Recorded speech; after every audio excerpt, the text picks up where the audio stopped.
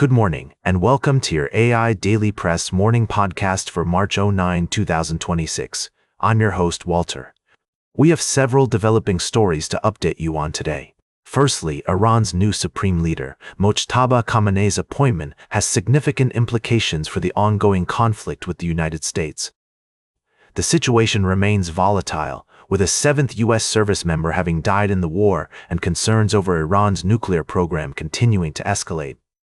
In another development, the United States is considering a special operation to seize Iran's uranium stockpile, amid growing concerns that it may have been moved.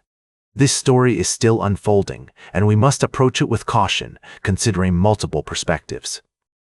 Meanwhile, French President Emmanuel Macron is visiting Cyprus today in a show of support amidst escalating tensions in the region. The trip comes after a drone attack on the island nation and aims to bolster security in the eastern Mediterranean.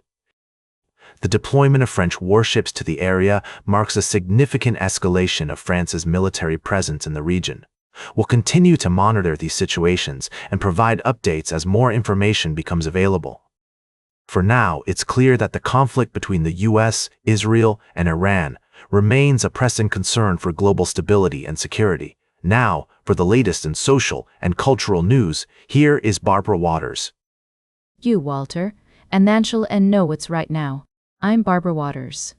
Firstly, we've been following a developing story on election reform, where President Biden has proposed measures to strengthen voting rights and improve the electoral process nationwide. The initiative aims to protect voters from intimidation, enhance voter registration processes, and increase transparency in campaign finance.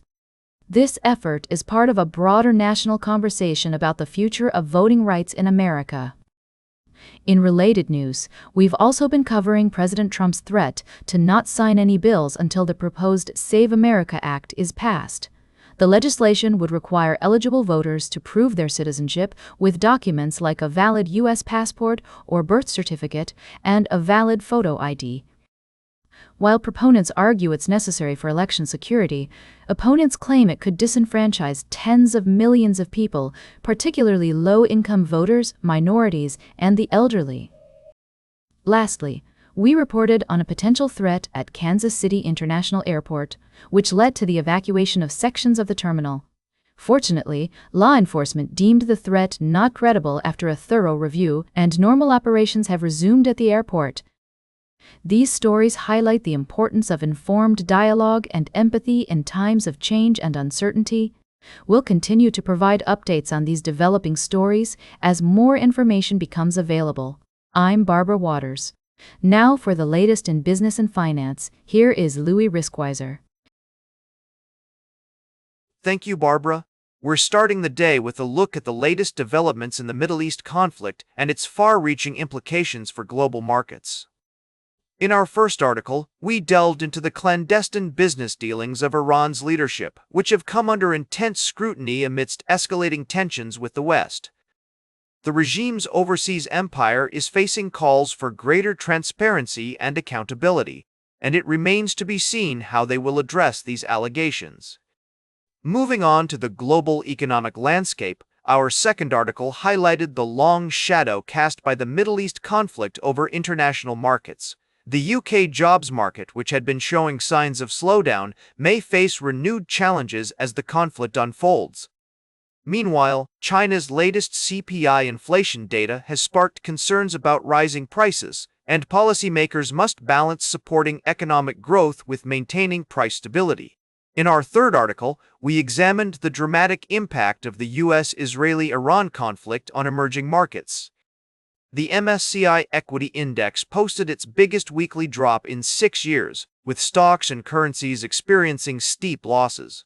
Despite this, investors are taking advantage of the dip in prices to buy more securities, with $1.6 billion added to emerging market stocks and bonds in just 1 week.